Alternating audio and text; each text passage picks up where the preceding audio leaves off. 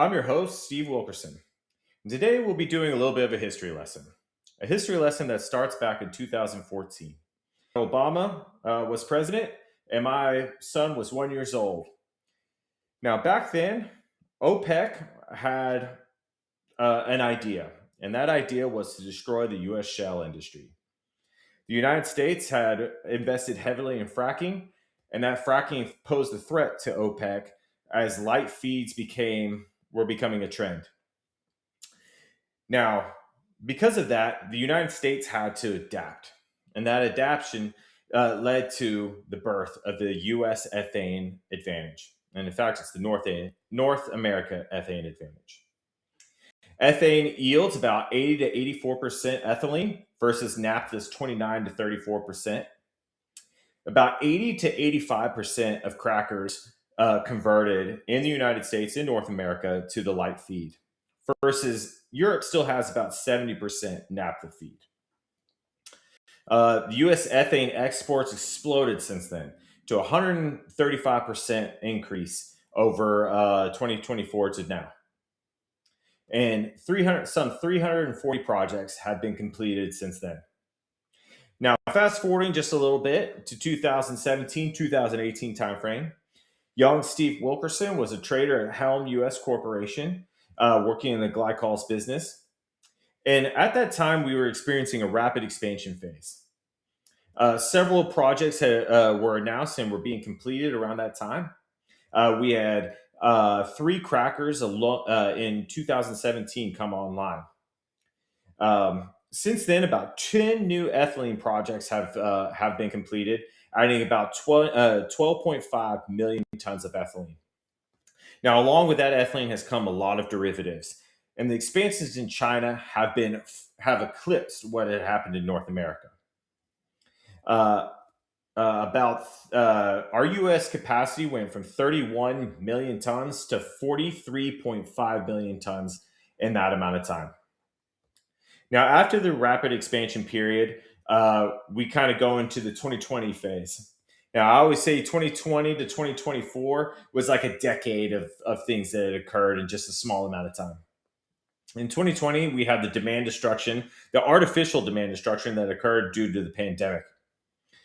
We saw many derivatives like PVC, nylon 66, polypropylene, ABS, as well as polyethylene, all experienced demand destruction. Nylon 66 in particular saw a 16% decline in demand in 2020 alone due to the automotive industry. We as an industry were adapting very rapidly. Now, after 2020, after the lockdowns were over and the presidential election ended, Biden became president. In 2021, we experienced 2 events that occurred around the similar time frame. One was the Texas freeze that happened in January. I remember the date, January 27th, where we saw 75% of polyethylene production shut down by Uri, along with 62% of polypropylene occurred at the same time, and 57% of PVC shut down at that time as well. A second event that occurred around the same time was the Russia invasion of Ukraine. Nord Stream 2 was somehow cut, an event that is still a mystery to today. But Europe's dependency on Russia's natural gas was effectively cut off. And Europe had to find a new way to supplement their natural gas supply. And LNG exports in the United States grew tremendously during that time. Now, a lot of products experienced similar trends, which was up like a rocket and down like a feather. And so, as you can see here, we see the propylene price shot up, but came down kind of steadily throughout 2021 to 2023. Now, moving more into current periods, and since the Russian invasion and since massive price increases, we started to see downward trends due to what we call the Chinese overspill. Now, that Chinese overcapacity that happened in 2017 and 2019 kind of reared its ugly head back in 23 and 24. So the rebound of demand that occurred mainly due to demand due to COVID lockdowns being uplifted, the production problems in Texas, and now the Russian Ukrainian conflict caused quite a tremendous amount of demand surge. But that demand surge was short lived as Chinese overspill started to infect certain different regions.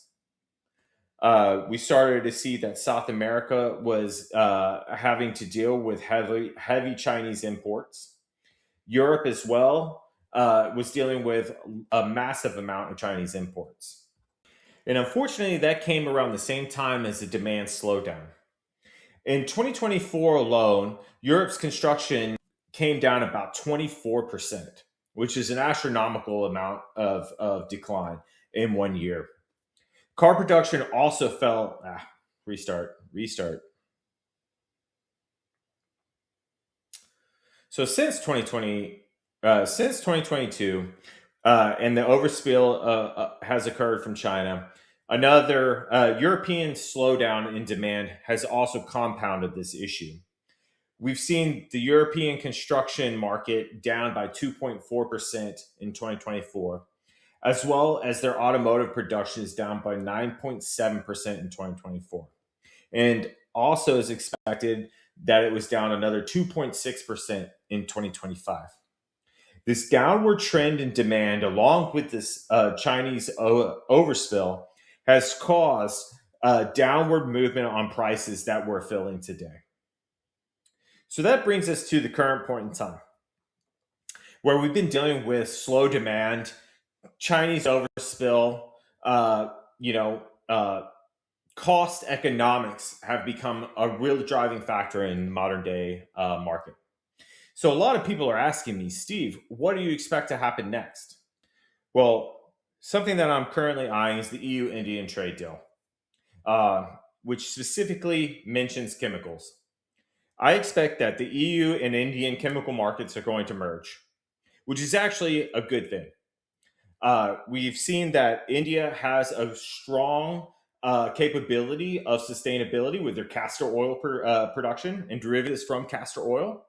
So, and Europe's higher price is great for the Indian market as well as that brings return. So as we go on through 2025, that agreement will be finalized. Uh, and so that what that should do is take away from the current situation, which we're seeing a backflow of European product into the United States, which is not necessarily needed with the low demand.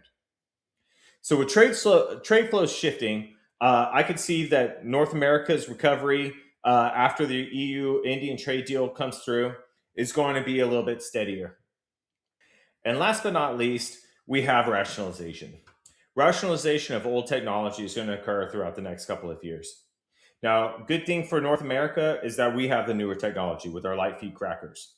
We're going to see LNG exports uplift a little bit, but it's a drop in the bucket compared to total LNG production. So we should still see that ethane advantage occurring through many, many years, a lot, say through 2050, which is great news.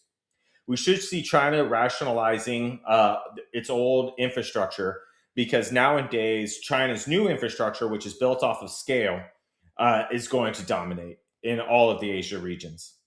We should see Europe rationalizing some of its older production, but again, that EU Indian trade deal is going to be very beneficial to the European chemical industry.